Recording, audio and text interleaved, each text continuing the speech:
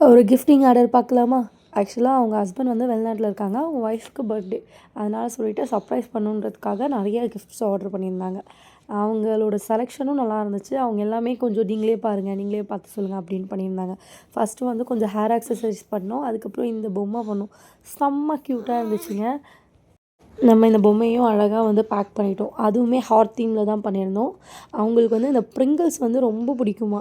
அதனால சொல்லிட்டு அதுலேயுமே ஒரு 4 பாக்ஸ் வாங்கி அதையுமே பக்காவா சாக்லேட் மாரி பேக் பண்ணியிருந்தோம். அப்புறம் அவங்க ஒய்ஃப்க்கு வந்து ஒரு சாரீ எடுத்திருந்தாங்க.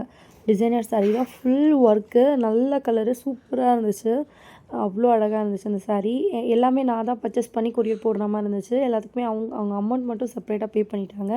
இதையுமே வந்து நம்ம பக்காவா வந்து பேக் பண்ணியாச்சு. அதுக்கப்புறம் ஒரு ஹோம்மேட் சாக்லேட் வந்து கஸ்டமைஸ் பண்ணி கேட்டிருந்தாங்க. நம்ம சாக்லேட்டுமே கஸ்டமைஸ் பண்ணி தருவோம். இது வந்து ப்ரௌனி அண்ட் பிஸ்தாச்சோ ஃபில்லிங் சாக்லேட்.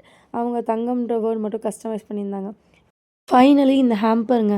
சூப்பரா இருந்துச்சு. இந்த நம்ப அந்த டால் இருந்துச்சுல்ல, அத வந்து உள்ள வந்து பாக்ஸ் செட் பண்ணியிருந்தோம். அதுக்கப்புறம் என்னோட ஹோம்மேட் சாக்லேட், உள்ள வந்து ஆக்சஸரீஸ், அதுக்கப்புறம் அவங்களுக்கு புடிச்ச கேலக்ஸி சாக்லேட்ஸ் 2 கிட்கேட் எல்லாம் வச்சு நம்ம பக்காவா பேக் பண்ணிட்டோம். ஆக்சுவலா அவங்க ஒய்ஃப் என்ட்ட அவங்க வீடியோவே அனுப்புனாங்க.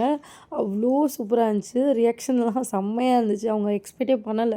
மாஷாஅல்லா உங்களுக்கும் இந்த மாரி வேணும்னா சொல்லுங்க. நம்ம எல்லாமே பக்கா பண்ணி, பக்காவா உங்களுக்கு கொரியர் போட்டு பர்த்டேக்கு முன்னாடி நாள் ரீச் ஆகுற மாரி நம்ம ரெடி பண்ணி தந்துருவோம்.